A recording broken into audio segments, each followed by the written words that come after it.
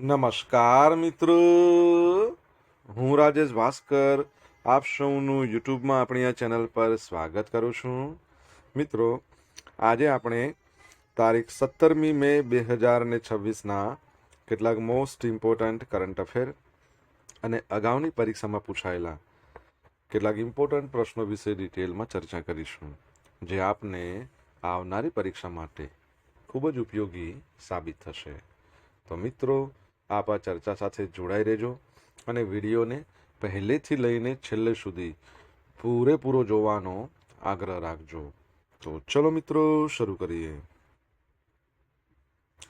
શરૂઆત કરતા પહેલા જણાવી દઉં કે જો તમારે આપણી આ યુટ્યુબ ચેનલને સબસ્ક્રાઇબ કરવાની બાકી હોય તો ચેનલને સબસ્ક્રાઇબ કરજો, નોટિફિકેશન બેલ આઇકોનને પ્રેસ કરીને, અને જો તમને વિડીયો પસંદ આવે તો વિડીયોને લાઇક કરજો, પરંતુ વિડીયોને શેર કરવાનું ના ભૂલતા. તમારા જેટલા પણ મિત્રો જેઓ કોમ્પિટિટિવ એક્ઝામની તૈયારી કરી રહ્યા છે એ બધા મિત્રો જોડે આ વિડીયોની લિંકને અત્યારે શેર કરી દો, તમે જે તે સોશિયલ મીડિયા એપ્લિકેશન વાપરતા હો એમાં. ચલો તો શરૂઆત કરીએ. સૌપ્રથમ જોઈશું અગાઉની પરીક્ષામાં પૂછાયેલા વિજ્ઞાનના પ્રશ્નો, જેના જવાબો તમારે મને કમેન્ટ બોક્સમાં લખીને જણાવવાના છે. વિડીયોના લાસ્ટમાં જ્યારે હું તમને આ દરેક પ્રશ્નનો જવાબ જણાવું ત્યારે તમારે ચેક કરવાનું કે તમે આપેલા પ્રશ્નોના જવાબમાંથી કેટલા પ્રશ્નોના જવાબ સાચા છે, અને જેટલા પણ પ્રશ્નોના જવાબ સાચા હોય એનો આંકડો તમારે કમેન્ટમાં લખવાનો કે 10માંથી આટલા સાચા. ડેઇલી જીકે ટેસ્ટમાં આપણે રોજ 10 પ્રશ્નો પૂછીએ છીએ, એમાંથી 5 પ્રશ્નો વિજ્ઞાનના હોય છે. બાકીના જે 5 પ્રશ્નો છે એ ગુજરાતની કલા, સંસ્કૃતિ અને વારસાના પ્રશ્નો છે. તો તમે તમારા આન્સર આપો નીચે કમેન્ટ બોક્સમાં, અને હું આજના કરંટ અફેરનો પ્રથમ પ્રશ્ન છે એની શરૂઆત કરું છું.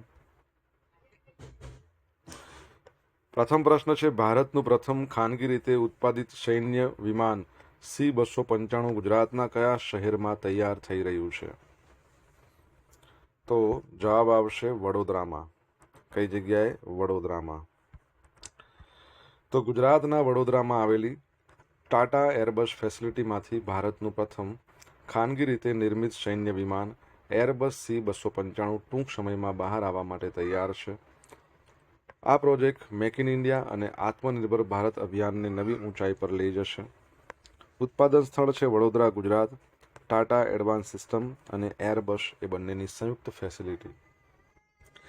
ઐતિહાસિક મહત્વ: ભારત અત્યાર સુધી સૈન્ય વિમાનોનું ઉત્પાદન કરતું આવ્યું છે, પરંતુ તે કામ માત્ર સરકારી કંપનીઓ જેમ કે હિન્દુસ્તાન એરોનોટિક્સ લિમિટેડ એના દ્વારા થતું હતું.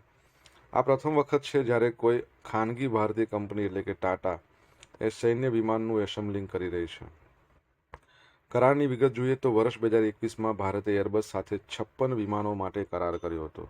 કેટલા? 56 વિમાનો, જેમાંથી 16 વિમાનો સ્પેનથી સીધા તૈયાર સ્થિતિમાં આવશે. 40 વિમાનો એ ભારતમાં વડોદરા ખાતે ઉત્પાદિત અને એસેમ્બલ કરવામાં આવશે. ઉદ્ઘાટન વડોદરામાં. ફાઇનલ એસેમ્બલી લાઇનનું ઉદ્ઘાટન વર્ષ 2024માં વડાપ્રધાન નરેન્દ્ર મોદી અને સ્પેનના વડાપ્રધાન પેડ્રો સાંચેઝ દ્વારા કરવામાં આવ્યું હતું. આ પ્રોજેક્ટના ફાયદા: સંરક્ષણ સ્વનિર્ભરતા, વિદેશી આયાત પરની નિર્ભરતા ઘટશે. ખાનગી ક્ષેત્રનો વિકાસ, સંરક્ષણ ઉત્પાદનમાં ખાનગી કંપનીઓની ભાગીદારી વધશે. રોજગારી અને ટેકનોલોજી, સ્થાનિક સ્તરે હજારો લોકોને રોજગારી મળશે અને એરોસ્પેસ ટેકનોલોજીનું હસ્તાંતરણ થશે. બરાબર. તમને ખબર હોય તો H-125 નામનું જે હેલિકોપ્ટર છે એનું ઉત્પાદન એ પણ ટાટા અને એરબસ કરી રહી છે, પરંતુ કઈ જગ્યાએ, ભારતમાં કઈ જગ્યાએ થશે તમને ખ્યાલ હોય તો કમેન્ટ બોક્સમાં લખીને જણાવો. ત્યારબાદનો ક્વેશ્ચન: દર વર્ષે world telecommunication and information society day ક્યારે ઉજવવામાં આવે છે? તો 17મી મે એટલે કે આજનો દિવસ. તો દર વર્ષે 17મી મેના રોજ world telecommunication and information society day ઉજવવામાં આવે છે. આ દિવસ પ્રથમ આંતરરાષ્ટ્રીય ટેલિગ્રાફ સંમેલન પર હસ્તાક્ષર કરવાની અને આંતરરાષ્ટ્રીય ટેલિકમ્યુનિકેશન યુનિયનની સ્થાપનાની વર્ષગાંઠની ઉજવણી કરે છે. જેનો ઉદ્દેશ શું છે? તો વિશ્વના વિવિધ સમાજો, અર્થતંત્રો એમાં ઇન્ટરનેટ અને ઇન્ફોર્મેશન એન્ડ કમ્યુનિકેશન ટેકનોલોજીના ઉપયોગ અંગે જાગૃતિ પેદા કરવાની છે. ઇન્ટરનેશનલ ટેલિકમ્યુનિકેશન યુનિયન દ્વારા 1969થી આ દિવસની ઉજવણી કરવામાં આવે છે. તમને ખબર છે આપણા હાલના કેન્દ્રીય ટેલિકોમ મંત્રી કોણ છે? જો ખબર હોય તો કમેન્ટ બોક્સમાં લખીને જણાવો. વર્લ્ડ હાઇપર ટેન્શન ડે પણ મિત્રો આજે છે. તો દર વર્ષે 17મી મેના રોજ ઉજવવામાં આવે છે. વર્લ્ડ હાઇપર ટેન્શન લીગ છે, એના દ્વારા હાઇપર ટેન્શન હોય ને, હાઈ બ્લડ પ્રેશર, તેના નિવારણ, તપાસ, નિયંત્રણ વગેરેની જાગૃતિ ફેલાવવા માટે 17મી મેના રોજ વર્લ્ડ હાઇપરટેન્શન ડેની ઉજવણી કરવામાં આવે છે. તેનો ઉદ્દેશ સર્વસામાન્ય રીતે હાઈ બ્લડ પ્રેશર એટલે કે ઉચ્ચ રક્તચાપ તરીકે ઓળખાતા હાઇપરટેન્શન અંગે જાગૃતિ લાવવાની છે અને તેને નિવારવા, એને ઓળખવા, નિયંત્રિત કરવાના ઉપાયોને પ્રોત્સાહન આપવાનો છે. વર્ષ 2006માં વર્લ્ડ હાઇપરટેન્શન લીગ એણે વર્લ્ડ હાઇપરટેન્શન ડે ઉજવવાની શરૂઆત કરી હતી. તો યાદ રાખજો. આગળ વધીએ.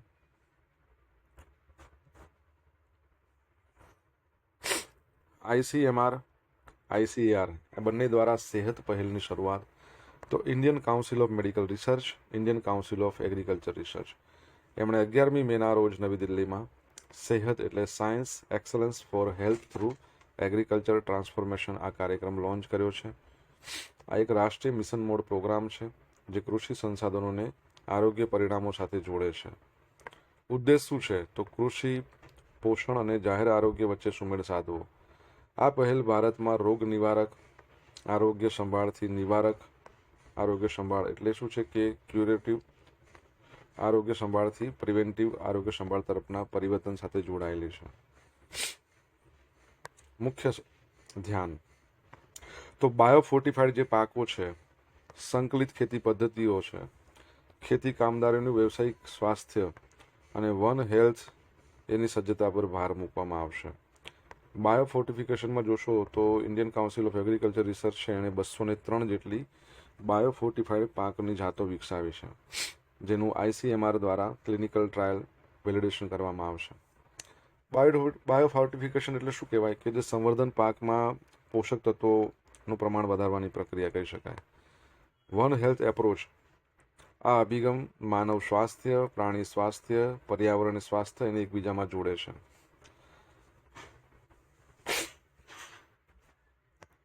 ICMRની વાત કરીએ, Indian council of medical research 1911માં સ્થાપના. એના જે અધ્યક્ષ છે રાજીવ બહેલ છે, અને હેડક્વાર્ટર નવી દિલ્હીમાં છે. ઇન્ડિયન કાઉન્સિલ ઓફ એગ્રીકલ્ચર રિસર્ચની વાત કરીએ, 1929માં સ્થાપના, હેડક્વાર્ટર નવી દિલ્હીમાં. તમારે જણાવવાનું છે એના અધ્યક્ષનું નામ શું છે, કમેન્ટ બોક્સમાં લખીને. મિત્રો, વિડીયો પસંદ આવ્યો હોય, ભણવાની મજા આવી હોય તો વિડીયોને લાઇક કરો, તમારા મિત્રો જોડે વિડીયોની લિંકને શેર કરો.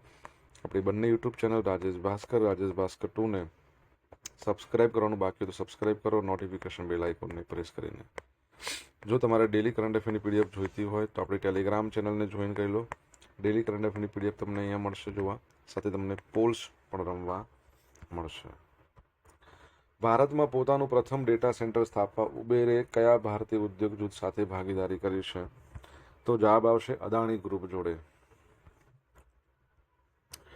તો ઉબેર કંપની, તમને ખબર છે ને, ટેક્સી કંપની, ઓલા અને ઉબર એનો, તો ભારતમાં તેનું પ્રથમ ડેટા સેન્ટર સ્થાપવા અદાણી ગ્રુપ સાથે વ્યૂહાત્મક ભાગીદારીની જાહેરાત કરી છે. અદાણી ગ્રુપના ચેરમેન છે ગૌતમ અદાણી. એમની સાથે અમદાવાદમાં મળેલી બેઠક બાદ ઉબેરના CEO દારા ખોસરોશાહી એમના દ્વારા જાહેરાત કરવામાં આવી હતી.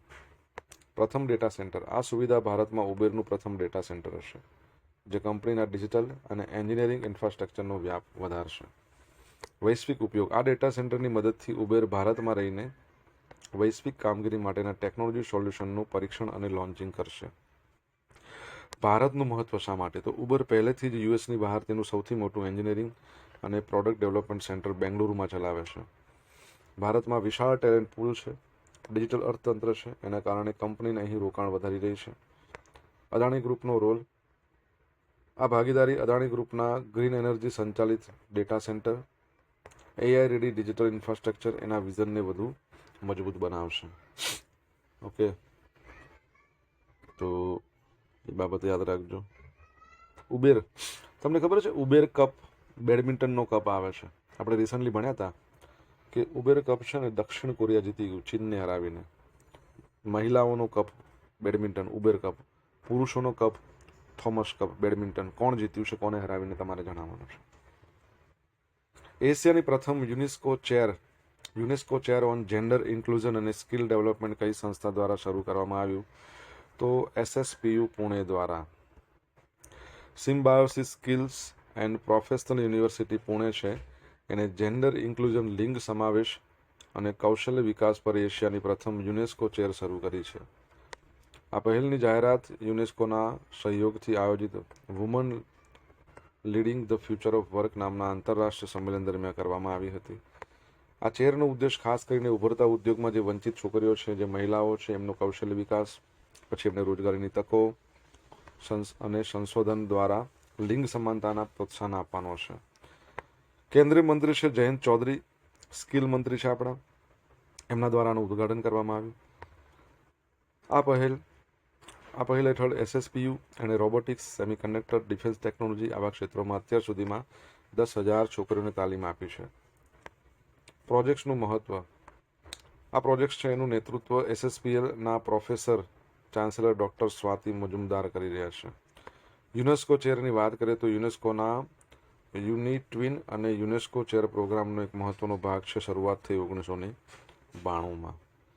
યુનેસ્કોની વાત કરીએ 16 નવેમ્બર 1945માં સ્થાપના, હેડક્વાર્ટર પેરિસમાં છે અને પેરિસમાં જે હેડક્વાર્ટર છે ને ત્યાં ડૉક્ટર બાબા સાહેબ આંબેડકરનું રિસન્ટલી એક પૂતળું, બાવલું લગાડવામાં આવ્યું છે.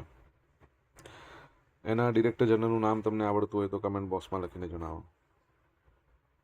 CBI ચીફ પ્રવીણ સૂદનો કાર્યકાળ વધુ 1 વર્ષમાં એમાં વધારો થઈ ગયો છે. તો કેન્દ્ર સરકાર દ્વારા સેન્ટ્રલ બ્યુરો ઓફ ઇન્વેસ્ટિગેશનના ડાયરેક્ટર પ્રવીણ સૂદનો કાર્યકાળ છે એમાં વધુ 1 વર્ષનો વધારો કરવામાં આવ્યો છે. આ તેમનું બીજું એક્સટેન્શન છે. નવો કાર્યકાળ. પર્સનલ મિનિસ્ટ્રીના આદેશ અનુસાર પ્રવીણ સૂદનો કાર્યકાળ 24મી મે 2026 પછી વધુ 1 વર્ષ માટે લંબાવવામાં આવ્યો છે. નિમણૂક સમિતિ. વડાપ્રધાન નરેન્દ્ર મોદીની અધ્યક્ષતાવાળી સિલેક્શન કમિટીની ભલામણના આધારે appointment committee of the cabinet દ્વારા નિર્ણયને મંજૂરી આપવામાં આવી હતી. પ્રવીણ સૂદે 25મી મે 2023ના રોજ 2 વર્ષના કાર્યકાળ માટે CBI ડાયરેક્ટર તરીકેનો ચાર્જ સંભાળ્યો હતો. ગયા વર્ષે 1 વર્ષનું એક્સટેન્શન મળ્યું અને આ વર્ષે પણ ફરીથી મળ્યું. આ ઉચ્ચ સ્તરીય સમિતિમાં વડાપ્રધાન નરેન્દ્ર મોદી, ભારતના ચીફ જસ્ટિસ સૂર્યકાંત, લોકસભામાં વિરોધ પક્ષના નેતા રાહુલ ગાંધી સામેલ હતા. જો કે રાહુલ ગાંધી આ નિર્ણય સાથે સહમત નહોતા. ઓકે, CBIની વાત કરીએ, સેન્ટ્રલ બ્યુરો ઓફ ઇન્વેસ્ટિગેશન, તો દિલ્હી પોલીસ એક્ટ 1946 અંતર્ગત 1963માં એની સ્થાપના થઈ. બરાબર છે.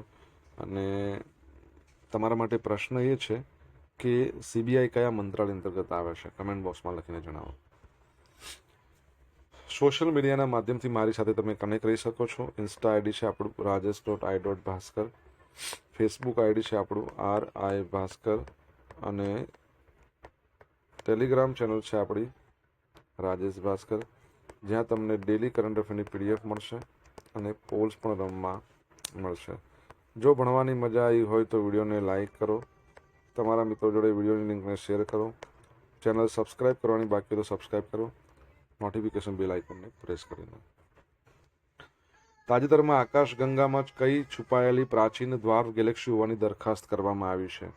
આપણી જે આકાશગંગા છે ને, મંદાકિની, મિલ્કી વે, તો લોકી નામની. તો મે 2026માં monthly notices of the royal astronomical સોસાયટીમાં પ્રકાશિત એક અભ્યાસ છે. એ મુજબ આપણી આકાશગંગા મિલ્કી વેની અંદર લોકી નામની એક પ્રાચીન દ્વાર્ફ ગેલેક્સી છુપાયેલી હોવાનું જાણવા મળ્યું છે. આ શોધ સૂર્યથી 2 કિલો પાર્સેકના અંતરમાં. તમને ખબર છે 1 કિલો પાર્સેક એટલે કેટલું થાય? 1 પાર્સેક એટલે કેટલું થાય? ચલો એ કોને કમેન્ટમાં લખજો. ચલો, તો એના અંતરમાં રહેલા 20 અત્યંત જૂના તારાઓના રાસાયણિક અને ભ્રમણકક્ષાના ડેટા પર આધારિત છે. દ્વાર્ફ ગેલેક્સી આ નાની આકાશગંગા હોય છે. મુખ્ય આકાશગંગા કરતાં ઓછા તારા હોય, ઓછું દ્રવ્યમાન હોય. બ્રહ્માંડના વિકાસ દરમિયાન આવી નાની ગેલેક્સીઓ મોટી ગેલેક્સીમાં ભળી જતી હોય છે. પુરાવા. શોધાયેલા 20 તારાઓમાંથી 11 તારાઓ પ્રોગેડ છે, આકાશગંગાની પરિભ્રમણની દિશામાં. 9 તારાઓ રેટ્રોગેડ છે, વિરુદ્ધ દિશામાં છે. આ અભ્યાસમાં તારાઓના રાસાયણિક બંધારણને માપવા માટે એસ્પાડોન્સ સ્પેક્ટ્રોપોલેરોમીટર છે એનો ઉપયોગ કરવામાં આવ્યો હતો. મહત્વ. લોકી પહેલાં પણ આકાશગંગા છે એમાં ગૈયા, એન્સેલાડ્સ, પછી સેક્વોઇયા, થાનોસ, કેકરેન જેવી દ્વાપ ગેલેક્સીઓને પોતાને સમાવી લીધી છે. લોકીની પુષ્ટિ આ યાદીમાં નવો ઉમેરો કરશે.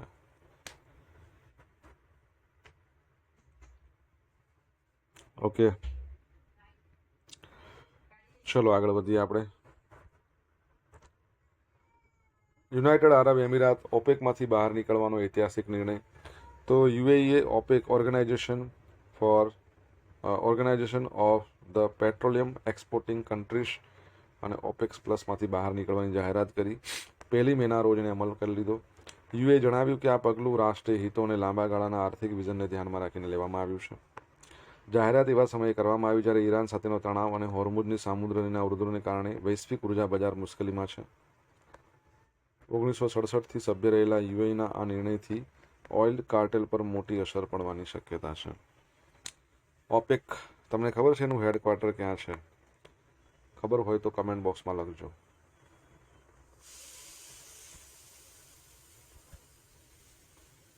હવે મિત્રો જોઈશું અગાઉની પરીક્ષામાં પૂછાયેલા વિજ્ઞાનના પ્રશ્નો. પહેલો પ્રશ્ન, ગ્રીન હાઉસ કોના સંબંધિત છે? વૈશ્વિક તાપમાનમાં વધારો.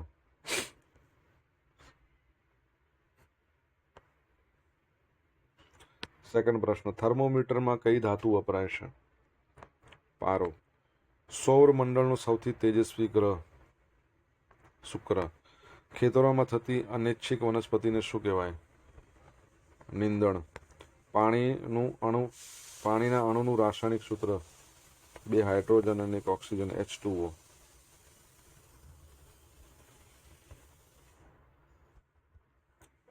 અગાઉની પરીક્ષામાં પૂછાયેલા ગુજરાતની કળા સંસ્કૃતિ અને વારસાના પ્રશ્નો જોઈ લઈએ. સિનેગોગ કયા ધર્મનું પ્રાર્થના સ્થળ છે? યહૂદીઓનું. આપણા અમદાવાદમાં આવેલું છે. બચુભાઈ રાવત કયા સામાયિક સાથે સંકળાયેલા હતા? કુમાર. મકર સંક્રાંતિનો અર્થ શું છે? તો સૂર્યનો મકર રાશિમાં પ્રવેશ. આ વિખ્યાત સ્થપતિ અમદાવાદની અમુક ઇમારતોનું નિર્માણ કર્યું હતું? લા કાર્બુઝિયર. તરણેતરનો મેળો કયા જિલ્લામાં ભરાય છે? તો સુરેન્દ્રનગરમાં. કઈ જગ્યાએ? સુરેન્દ્રનગર. હવે મિત્રો જોઈશું ગઈકાલે પૂછેલા પ્રશ્નોના જવાબ. પહેલો પ્રશ્ન, ગુજરાતના નવા લોકાયુક્ત તરીકે તાજેતરમાં કોણે શપથ લીધા છે? જસ્ટિસ બિરેન વૈષ્ણવ. સેકન્ડ પ્રશ્ન, જૂન 2026માં બ્રિક્સ કૃષિ મંત્રીઓની બેઠક કયા શહેરમાં યોજાવાની છે? તો ઇન્દોરમાં યોજાવાની છે. આજે પૂછેલા પ્રશ્નોના જવાબ જોઈ લઈએ. પહેલો પ્રશ્ન શું પૂછ્યો હતો કે H-125 હેલિકોપ્ટર છે એનું ઉત્પાદન ક્યાં થવાનું છે? એસેમ્બલિંગ. તો વેમેગલ કરીને છે. કોલાર કરીને જિલ્લો છે, કર્ણાટક. પરીક્ષામાં પૂછાઈ ગયો પ્રશ્ન. ટેલિકોમ મંત્રી કોણ છે આપણા કેન્દ્રીય? જ્યોતિરાદિત્ય સિંધિયા. ત્રીજો પ્રશ્ન, ઇન્ડિયન કાઉન્સિલ ઓફ એગ્રીકલ્ચર રિસર્ચના અધ્યક્ષ માંગીલાલ જાટ. ચોથો પ્રશ્ન, યુનેસ્કો છે એના ડિરેક્ટર જનરલ ખાલિદ અલીલેની. 5મા નંબરનો પ્રશ્ન, થોમસ કપ જે પુરુષોનો બેડમિન્ટન વર્લ્ડ કપ છે એ કોણે જીત્યો છે? ચાઇનાએ જીત્યો છે ફ્રાન્સને હરાવીને. 6થા નંબરનો પ્રશ્ન, CBI central bureau of investigation કયા મંત્રાલય અંતર્ગત આવે છે? તો કર્મચારી, જાહેર ફરિયાદ અને પેન્શન, જે મંત્રાલય આખું આપણા પ્રાઇમ મિનિસ્ટરના અંતર્ગત છે. 7મા નંબરનો પ્રશ્ન કે પાર્શેક એટલે કેટલું થાય? એક પાર્શેક તમે કહો તો 3.26 પ્રકાશ વર્ષ. અને એક પ્રકાશ વર્ષ એટલે પ્રકાશે, સૂર્યના પ્રકાશે અવકાશમાં 1 વર્ષમાં કાપેલું અંતર. પ્રકાશની જે ગતિ તમને કોઈ પૂછે 3 લાખ કિલોમીટર પ્રતિ સેકન્ડ. 8મા નંબરનો પ્રશ્ન, ઓપેકનું હેડક્વાર્ટર વિયેના. વિયેના બોલે તો ઓસ્ટ્રિયા કરીને જે દેશ છે યુરોપનો, ત્યાં. ગઈકાલના કરંટ અફેરમાંથી પૂછેલા કેટલાક ઇમ્પોર્ટન્ટ પ્રશ્નો જોઈ લઈએ, જેના જવાબો તમારે કમેન્ટમાં લખવાના છે. પહેલો પ્રશ્ન, રેબિઝ ફ્રી અમદાવાદ અભિયાન પૂર્ણ કરવાનું લક્ષ્ય કયા વર્ષનું છે? કેરળના આગામી મુખ્યમંત્રી તરીકે કોની જાહેરાત કરવામાં આવી છે? તમને જવાબ આવડતો હોય તો કમેન્ટ બોક્સમાં લખીને જણાવી શકો છો. તો આ હતા આજના દિવસના કેટલાક મોસ્ટ ઇમ્પોર્ટન્ટ કરંટ અફેર અને અગાઉની પરીક્ષામાં પૂછાયેલા ઇમ્પોર્ટન્ટ પ્રશ્નો એના જવાબોની સાથે. આશા રાખું બધાને ભણવાની મજા પડી હશે. મજા પડી તો વિડીયોને લાઇક કરો, તમારા મિત્રો જોડે વિડીયોની લિંકને શેર કરો. આપણી બંને યુટ્યુબ ચેનલ રાજેશ ભાસ્કર 2ને સબસ્ક્રાઇબ કરો, નોટિફિકેશન બેલ આઇકોનને પ્રેસ કરીને. તો મિત્રો thank you so much for watching this video. Have a nice day. જય હિન્દ, જય ભારત, જય જય ગરવી ગુજરાત.